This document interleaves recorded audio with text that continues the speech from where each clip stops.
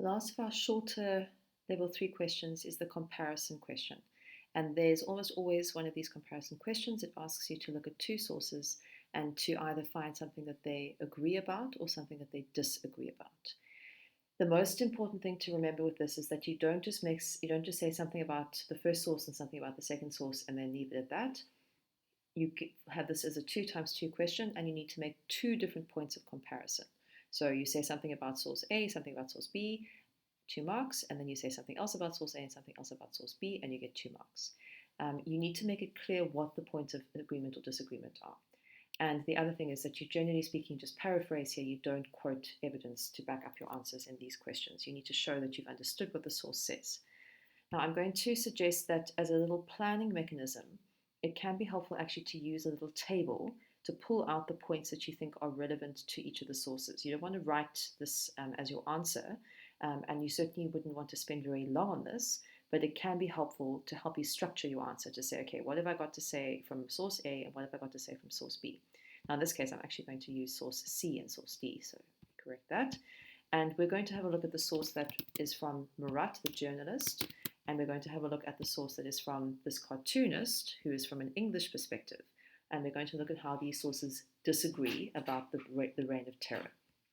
So my first source, which is from Murat, who is sympathetic, he's a Jacobin. I'm going to see, okay, what does he say? The great weapon of my enemies is depicting me as a man of blood who's always preaching murder and assassination, but I defy them to show that I have written anything except the necessity of striking off a few hundred heads in order to save the heads of 300,000 innocent people, and the spilling of a few drops of impure blood to prevent torrents among the blameless. That is to say, the crushing of the main counter-revolutionaries to save our native land. So Murat is busy justifying himself. He's saying, what I'm doing is, well, my encouraging of the reign of terror means that we're just killing a few impure people, these counter-revolutionaries, and we're actually saving France. We're saving our native land, saving a few thousand innocent people. So as I'm busy reading the source in an assessment, I'll be highlighting those different ideas and thinking, okay, let me see what this other source has got to say. Now, we know we've already looked at these aspects of this source. This is an English cartoonist, it's written a bit later, but then we also have things going on in the source that would show us that this source, whereas the Murat source is making us seem that it's justified for the reign of terror to be happening, it's necessary to save France. In actual fact, this person is saying, no, no, no, it's not stopping the torrent of blood, it's not stopping the blood from flowing. Actually, the reign of terror is causing the blood to flow. So here we've got a whole lot of blood flowing. So maybe that's the first thing that jumps out at me as my point of comparison. So source C says it's going to stop the blood, and this one says actually it's causing the blood. And then let me see what else I can say. So I know that there's something in this source about it's justified. I know that that's what he's saying. So let me see if I can find evidence in this cartoon. Is this justified? I'm coming, I shall not have you, though at your heels, I'll be at your heads presently. So he's coming to chop off their heads.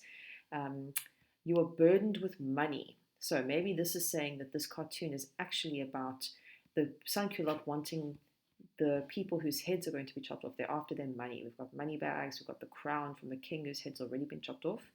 And the suggestion of this cartoon is that the reforms that the sans-culottes are wanting are bringing violence. We've got smoke and fire, we've got blood, and they're actually just after the wealth. They're just wanting to steal things. They're not really trying to make France into a better place.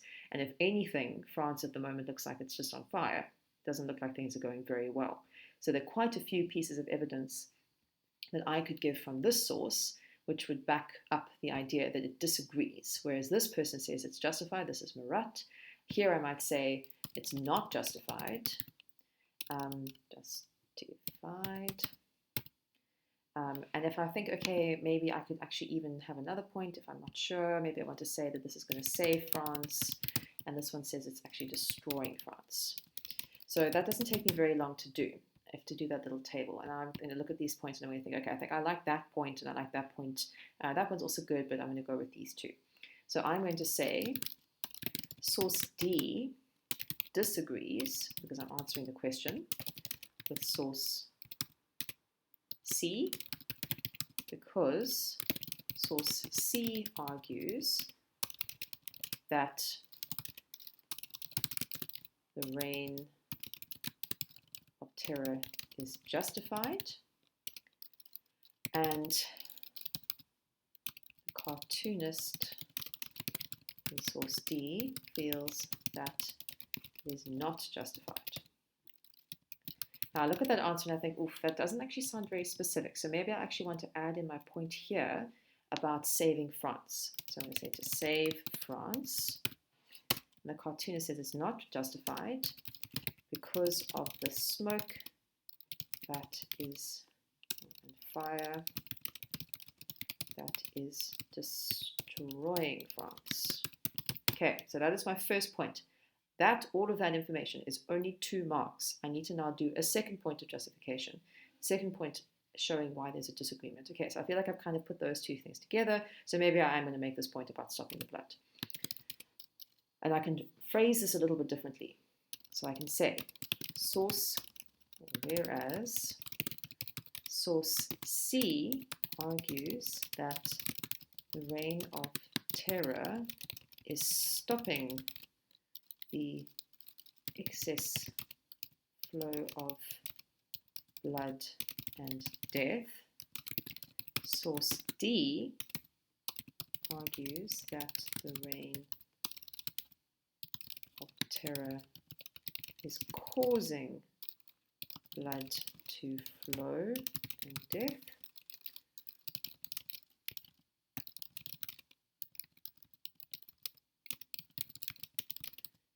Showing the guillotine covered in blood. Now, that's quite a long answer, and generally speaking, the disagreement points take longer to make. If I had 2 sources that I wanted to show actually agreed, so maybe I'm going to have a look at the source that shows that there was a lot of violence, and I've got another cartoon that shows a similar kind of opinion, it would be much easier to say both sources say that the reign of terror caused a lot of death and destruction because there's blood dripping from this cartoon and there's someone eating babies in the other cartoon. I might say that there's a point of agreement that this is actually negative for France. So it's quicker to write the answers when it's agree, but you need to make sure that you're being not too vague, but actually giving sufficient evidence to back up your point, but you don't need to quote. You can paraphrase any written sources. Make sure that you actually reference something specific about visual sources if you're comparing visual sources. So with your comparison question, the biggest thing that people get wrong is that what they want to do is that they want to say all of these things about source C, and they just sort of write a whole lot of stuff about source C, and then they move on and they write a whole bunch of stuff about source D, and sometimes those 2 things go together, but quite often they aren't actually even connected.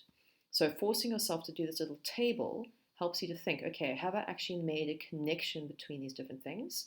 And when you structure your answer, you don't start off just talking about the one source and then in the second half of your answer talk about the other source, because then you're making your marker look for the points of comparison. And when we mark at matric level, we are very tired, we're marking lots and lots of papers, so you want to make it completely obvious. I can see that this person knows, okay, here's my first point of disagreement, here source D and source C, and here's my second point of agreement.